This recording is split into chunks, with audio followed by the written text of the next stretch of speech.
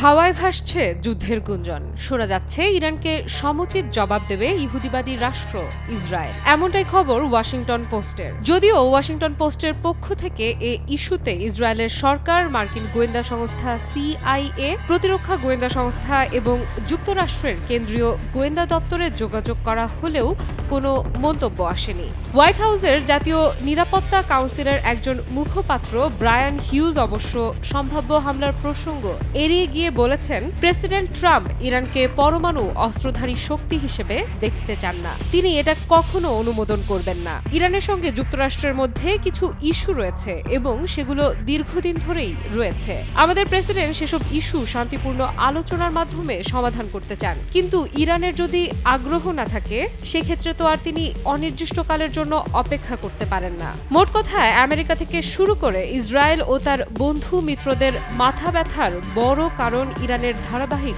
সফলতা। তাই তো পশ্চিমারা একজোটে ভয়াবহ অর্থনৈতিক নিষেধাজ্ঞা, পারমাণবিক স্থাপনায় হামলার হুমকি, বোমা হামলার বিপরীতে চুক্তির প্রস্তাব সহ কিছুই বাকি রাখিনি ইরানকে দমাতে। তবে দেশটি দমবার পাত্র নয়। সম্প্রতি এমনটাই আভাস পাওয়া গেছে ইরানের সেনাবাহিনীর বিমান প্রতিরক্ষা বাহিনীর commander brigadier general Ali Reza Sabahi ফার্ডের বক্তব্যে। তার ভাষ্য, ইরানের সশস্ত্র বাহিনী যে কোনো হুমকি মোকাবেলায় সম্পূর্ণ প্রস্তুত।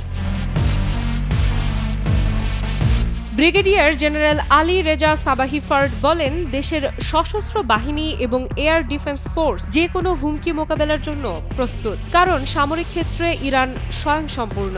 ইরানের বর্তমান যেসব সামরিক সরঞ্জাম রয়েছে তা শতভাগ দেশে তৈরি, তাই বিদেশি কোনো শক্তির ওপর আর নির্ভরশীল নয় ইরান। এর আগে দেশটির প্রেসিডেন্ট মাসুদ পেজেশকিয়ানের পক্ষ থেকেও এসেছে শত্রুদের জন্য একই বার্তা। ইরানি প্রেসিডেন্ট নির্ভীক চিত্তে জানিয়ে দিয়েছেন, যদি শত্রুরা ইরানের 100টি পারমাণবিক স্থাপনায় আঘাত করে তবে দেশটির প্রযুক্তি বিশেষজ্ঞরা তাৎক্ষণিকভাবে 1000টি নতুন পারমাণবিক স্থাপনা তৈরি করবে। এমন বক্তব্য শুধু ইরানের ঝকঝকে আত্মবিশ্বাসের পরিচয় দেয় না, বরং জানান দেয় কাউকে পরোয়া করার আর কোনো প্রয়োজন নেই তেহরানের। সামরিক ও কূটনীতিক সকল খাতে ইরানের খুঁটিনাটি প্রস্তুতি ইরানকে করে তুলেছে অদম্য, অপ্রতিরোধ্য।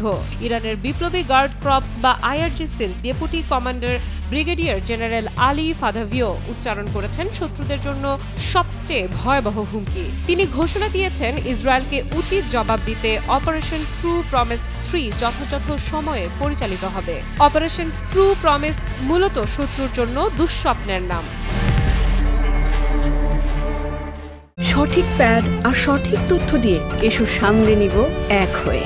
Mona Lisa sanitary napkin. এদিকে যুক্তরাষ্ট্রের ম্যাক্সিমাম প্রেসারের বিরুদ্ধে ম্যাক্সিমাম রেজিস্ট্যান্স গড়ে তোলার ঘোষণা দিয়েছেন ইরানের পররাষ্ট্রমন্ত্রী আব্বাস আরাগচি। যুক্তরাষ্ট্রকে কটাক্ষ করে ইরানের সর্বোচ্চ এই কূটনীতিক বলেন, তথাকথিত ম্যাক্সিমাম প্রেসার একটি ব্যর্থ অভিজ্ঞতা। এর পুনরাবৃত্তি কেবল মার্কিন প্রশাসনের বিরুদ্ধে ম্যাক্সিমাম রেজিস্ট্যান্স করতে বাধ্য করবে ইরানকে। বুদ্ধিমান ব্যক্তিরা কখনোই এ ধরনের কাজ করে না। এদিকে যুক্তরাষ্ট্র সহ পশ্চিমাদের বিরুদ্ধে প্রতিশোধ নেয়ার ঘোষণা দিয়েছেন ইরানের সর্বোচ্চ ধর্মীয় নেতা আয়াতুল্লাহ আলী খামেনি। সেই সাথে যুক্তরাষ্ট্রের প্রেসিডেন্ট ডোনাল্ড ট্রাম্পের সাথে পারমাণবিক অস্ত্র ইস্যুতে কোনো ধরনের সমঝোতায় না যাওয়ার বার্তাও দিয়েছেন তিনি। তাই বলাই যায়, যুক্তরাষ্ট্র ও তার পশ্চিমা মিত্রদের খুব একটা আমলে নিচ্ছে না কথিত পারমাণবিক শক্তিধর দেশটি। শত্রুদের হুমকি ধামকির বিপরীতে নিজেদের সক্ষমতায় শতভাগ আত্মবিশ্বাসী ইরান। আফরিদা ইফরাত, নিউজ 24।